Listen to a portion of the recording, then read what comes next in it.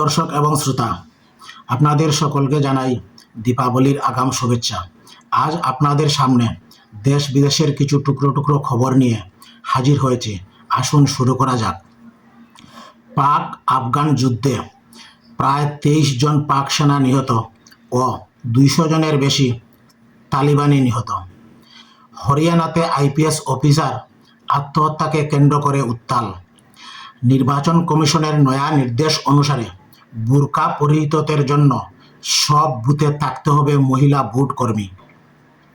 এবার বিহারের পর পশ্চিমবঙ্গ সহ সারা দেশে এসআইআর ঘোষণা।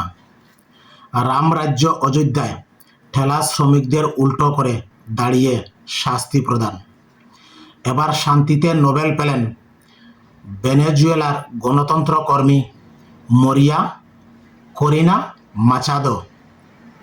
বাংলাদেশে 15 জন সেনাকর্তা গ্রেফতার।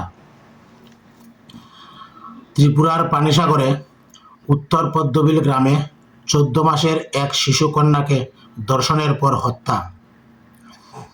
আসামে বিজেপির প্রায় 17 জন হেভিওয়েট নেতা দল ছাড়ছেন। আগামী 23 অক্টোবর ত্রিপুরায় হতে পারে 12 ঘন্টার বন্ধ। ইন্ডিয়া অর্থাৎ ভারতবর্ষ আনএসসি অর্থাৎ ইউনাইটেড নেশন সিকিউরিটি কাউন্সিলের সদস্যপদ লাভ করেছে, সঙ্গে ভেটো পাওয়ারও পেয়েছে। সেখানে 193টি দেশের মধ্যে 146টি দেশ ভারতবর্ষকে সমর্থন করে।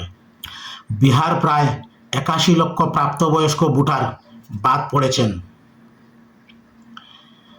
বেঙ্গালুরুতে আগুনে পুড়ে 4 জন পরিযায়ী শ্রমিক নিহত। ত্রিপুরায় সেপ্টেম্বরে বেতন পাননি প্রায় 2500 রেগা কর্মী। তারপরে আসামের শ্রীভূমি ডিস্ট্রিক্ট অঞ্চলে পাতা বাবা আবার পাতা দেওয়া শুরু করেছেন। 2028 নির্বাচনে ত্রিপুরামতার সুপ্রিমো প্রদ্যুৎ কিশোর চাইছেন ত্রিপুরামতা থেকে উপজাতি কোনো মুখ্যমন্ত্রীকে। ট্রাম্প চীনের উপর এবার 100% শুল্ক চাপাল। আফ্রিকার মাদাগাস্কারের প্রেসিডেন্ট জনতার ভয়ে দেশ ছাড়ছেন। কোল্ড রিফ কফ সিরাপ খেয়ে 20 জন শিশুর মৃত্যুর পর বিশ্ব স্বাস্থ্য সংস্থা অর্থাৎ ওয়ার্ল্ড হেলথ অর্গানাইজেশন এবার সতর্কতা জারি করল।